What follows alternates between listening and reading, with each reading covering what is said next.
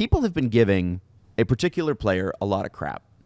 And every good team has a guy that people don't like. And we call it the Mason Raymond syndrome, which is, the Vancouver Canucks in 2011 were as close to perfect as a hockey team as you can get. Yep. They really were.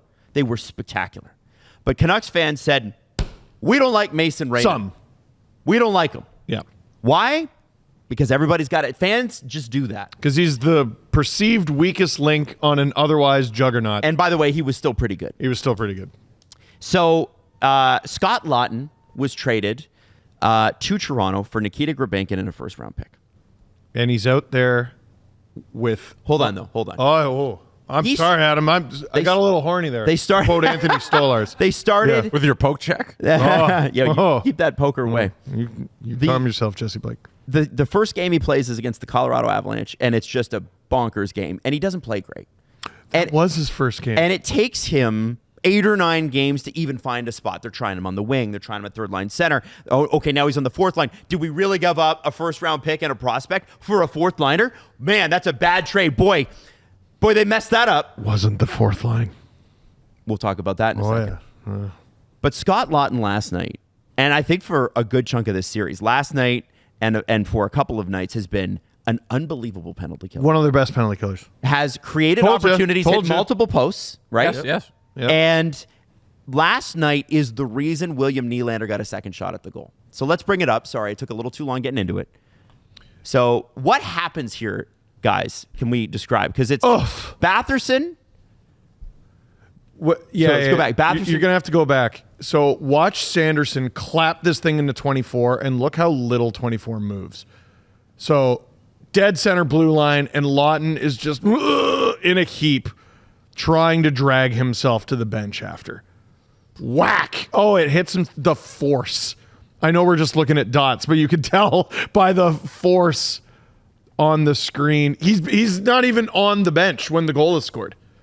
And they mob him when he gets to the bench too. And if I'm not mistaken, I don't know if they're doing game belt anymore in the playoffs, but I saw a little clip. He had the game puck and was putting it into the wooden board that they have. He almost doesn't get the plus.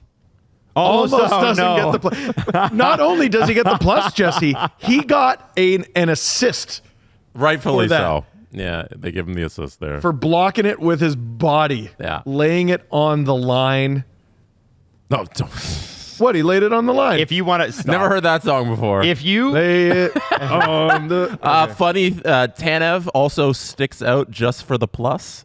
You see him go into the bench, and then he makes a left turn. He's going to score. I'm going to get the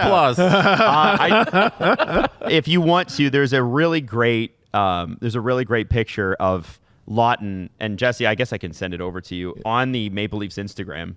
Yeah, I think Benoit was getting ready to come out for Tanev, but Tanev said, "No, cookie night. I want the plus." And so you have to scroll significantly into it. It's probably this is like a crazy slideshow, but you could see the entire Woll, Benny, Riley, Carlo, and it looks like OEL come over and go, yeah, because they're defensemen, they get it. I mean, just what a warrior.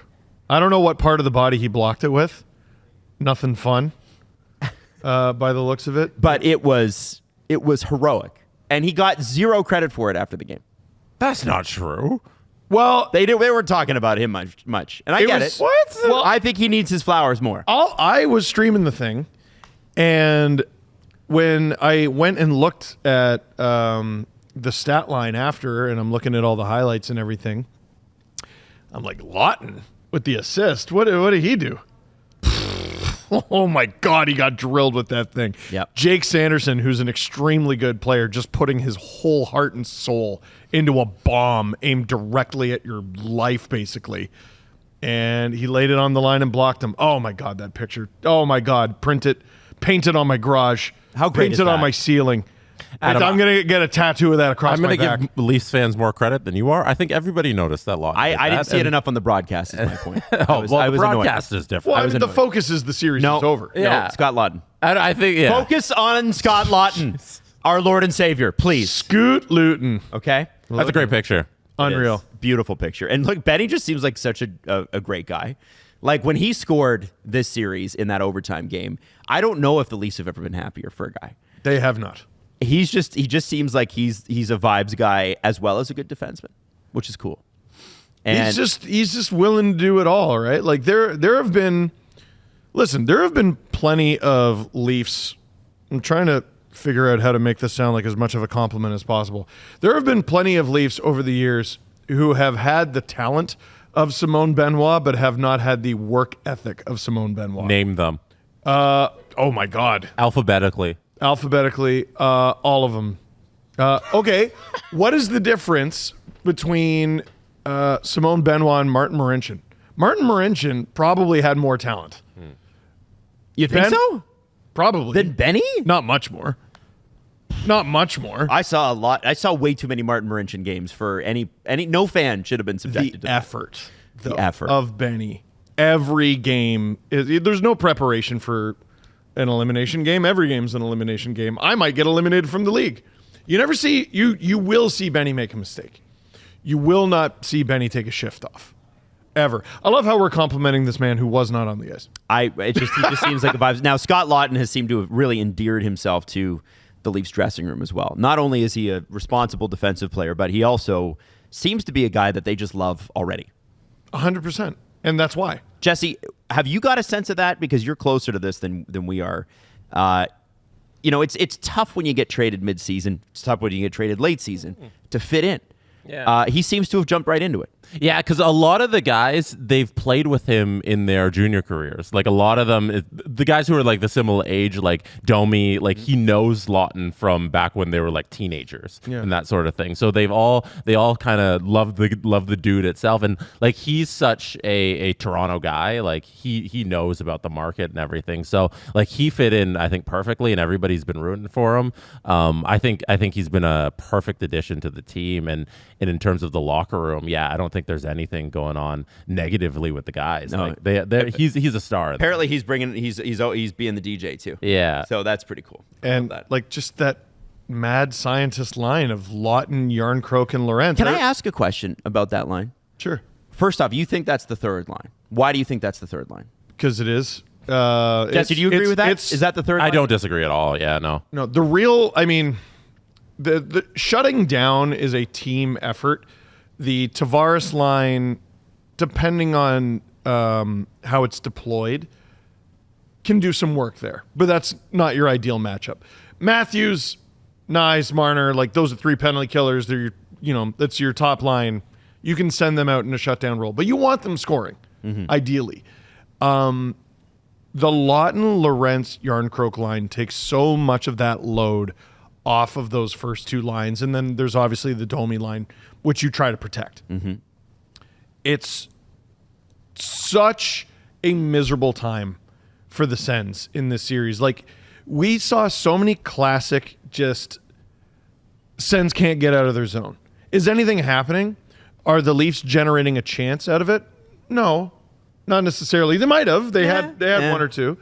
Like is Lorentz. But you're bleeding time. You're just time and effort and energy pouring through the hourglass, and they're just energy vampires. They do a great job of draining time off the clock and energy from their opponent. Why are Leaf fans, this is my follow-up, so hard on Calle Jarnkrok? Because I was really impressed with him in this series. I think it's... What is that? I don't think it's a big pocket of Leaf fans. I think most fans respect what that line does. I don't think the Leafs have had a line like this in this era. No, I think Jarnkrok's biggest crime is he's not Nick Robertson, and people like him. I like Nick Robertson too. I would like it better if he, made it so that he was the clear-cut option ahead of Calle Jarnkrok, and he's not. Like, we were talking about it earlier this episode. Like, we're talking about Robertson Pacioretty. They bring two completely different skill sets and body types to the lineup. Robertson should be able to supplant Jarnkrok, but Jarnkrok minds his P's and Q's. That's the third time this episode I've said it. I don't know why it's my crutch today. And something really important about him that is key to that line, right-handed shot can take faceoffs. If Laughton gets kicked out, you can throw Lorentz in there, but if there's a faceoff on the right, you don't have to use Laughton. You can use Jarnkrok on his strong side. which is something I think that's really appealing for a line that you're probably going to give a lot of D-zone starts to. Man. That's good. For some stats to back things up, Give it to the us. Jarnkrok, Laughton, Lorentz line was second in the team in expected goals for throughout the entire series. Oh my God. 1.34 expected goals for. The only line that beat them was Nyes, Matthews, Marner, who were 2.89. That's according to Natural Wow. Stat Trick. Yeah. Oh, that's cool. Yeah. That's Wait, is in the series or in this game? Series. wow. Holy. I was like, I must have misheard him. That's crazy. No, as a series as a whole over the Wow. course of 6 games. Yeah. I just want to say I loved that line. Every time that line came out, it was sort of like what I remember earlier in the year when Chris Tanev played his first few games and Steve was like, "Oh, Chris Tanev's warm blanket," right? That's how that line feels when they're out there.